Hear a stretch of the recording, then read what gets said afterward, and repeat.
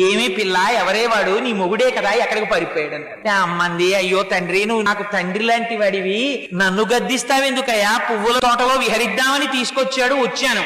ఆయన ఎక్కడికి పారిపోయాడో నేనెక్కడ చెప్పగలనండి. ఆయన ఎక్కడుంటాడన్నారు. ఎక్కడుంటాడంటే ఏం చెప్పని, కొండలంతా ఉంటాడు, ప్రపంచమంతా ఉంటాడు.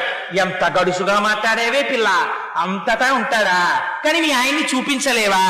ఎక్కడికి పోతాడు?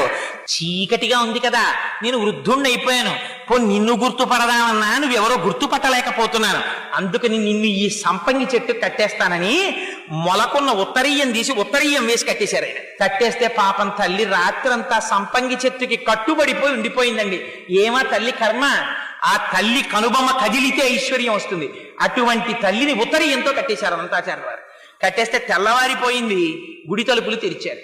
తెరిచి లోపలికి వెళ్లేసరికి స్వర్ణ లక్ష్మి కనపడలేదు. కనపడకపోతే అర్చకులు తెల్లబోయారు. వెంకటేశ్వర స్వామి వారు చెప్పారు, పాపం అర్చకుల్ని నిర్బంధించి కొట్టబోయారు. కొట్టబోతే అప్పుడు ఆలయ అధికారులకి చెప్పారు, అర్చకుల తప్పు లేదు, అనంతాచార్యులు కట్టేశాడు, వెళ్లి అమ్మవారిని తీసుకురండి అన్నాడు. అంటే ఎలా తీసుకురావాలి?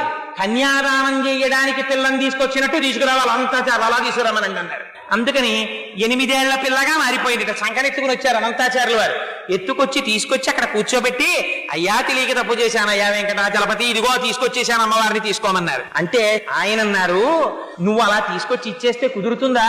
నువ్వు మళ్ళీ నాకు పిల్లని తెచ్చి ఇచ్చిన వాడివి, నువ్వు మామగారివి నాకు అని మామగారు అని పిలిచి తను కట్టుకున్నటువంటి పంచె విప్పి అనంతాచార్యులు వారికి మెడలో వేశారు. తను పెట్టుకున్న కర్ణాభరణములను తీసి అనంతాచార్యులు వారి చెవులకి తొడిగారు.